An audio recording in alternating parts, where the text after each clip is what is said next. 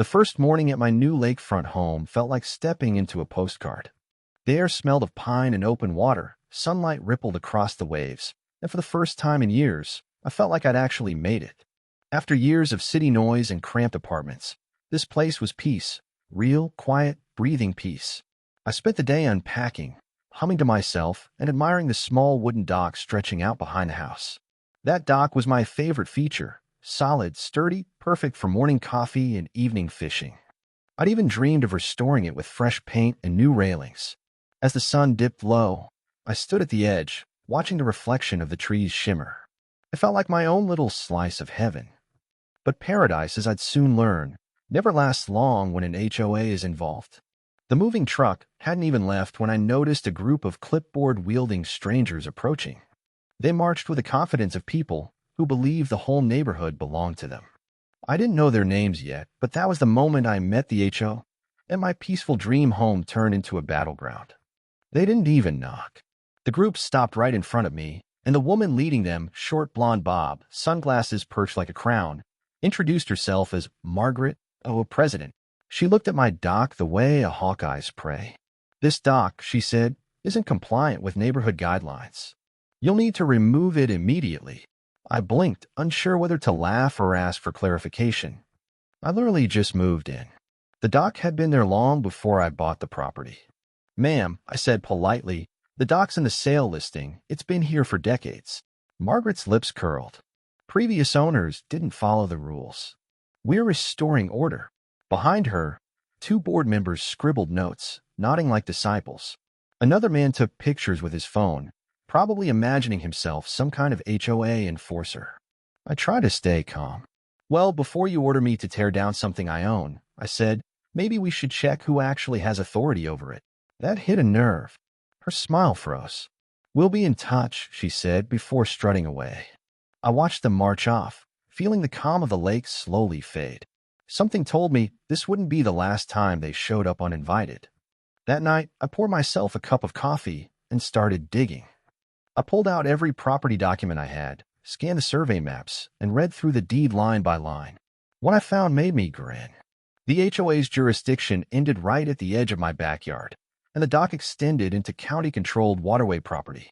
In short, the HOA had zero legal control over it. They couldn't regulate it, modify it, or even step on it without permission.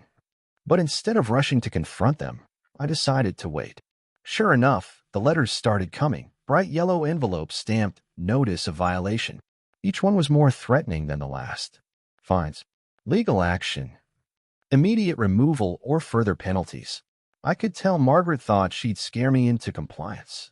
But the more I read, the more confident I felt. I wasn't just any homeowner. I'd been working in county infrastructure for years, and as luck or karma would have it, I was now the Waterway Supervisor for this entire region. They wanted to play bureaucratic games. Perfect. They were about to meet someone who wrote the rulebook. 2 weeks later, I got an invitation, or rather a summons, to attend an HOA special meeting. I showed up early, wearing my county badge on my belt but keeping it covered. The moment I walked in, I saw Margaret at the center table, surrounded by her board members like a queen on her throne. She started the meeting with fake politeness. "We're here to discuss the unauthorized dock at Lot 14, she said loudly, glancing at me. "The homeowner has refused multiple notices. The board will now vote to remove it." Before anyone could raise their hand, I stood up. "Actually," I said, "before you vote on something outside your authority, you might want to review the county jurisdiction map." A murmur ran through the room. I stepped forward, laid down the documents, and flipped open my badge. "Name's your name," I said calmly. "County Waterway Supervisor. That dock you're threatening to remove sits on property managed by my department, not your HOA." The silence was delicious. Margaret's face drained of color. She stammered, "That can't be right." "Oh, it's right," I said. "And, by the way, every complaint and letter you've sent, all officially documented and currently under review." For the first time, the room fell completely quiet. The power shift was instant. Within days, everything changed. The HO board went from smug to silent. Their violation notices stopped, their warning signs vanished overnight, and Margaret's once-daily rounds mysteriously ended. I thought that would be the end of it, until a county office forwarded me a complaint filed by the HOA, accusing me of harassment. That was a mistake. I pulled every piece of evidence. The illegal notices, photos of them trespassing, even videos from my door camera. Then I filed an official report, not as a homeowner, but as a county employee. Turns out, the HOA had been using community funds to print fake official letters and install illegal signage on public property. The county didn't take that lightly. They were slapped with fines, forced to remove every unapproved sign, in order to issue a public apology. Margaret tried to blame her secretary, then the board, but the paper trail was clear. Her reign of terror was over. It felt poetic watching the same people who'd strutted onto my property now shuffle through paperwork, apologizing for overstepping. And as for Margaret, she resigned 2 weeks later for personal reasons. Let's just say those reasons included a formal investigation. After that, peace returned to the lake, the kind I dreamed of when I first moved in. My neighbors, who'd been quietly cheering me on, started dropping by to thank me. Turns out, I wasn't the only one the HOA had bullied. People finally felt free to enjoy their homes without constant fear of violations. One evening, I sat on the dock with a cup of coffee, watching the water glow orange under the sunset. The same dock they tried to take from me now stood stronger than ever, freshly painted, fully legal, and absolutely mine.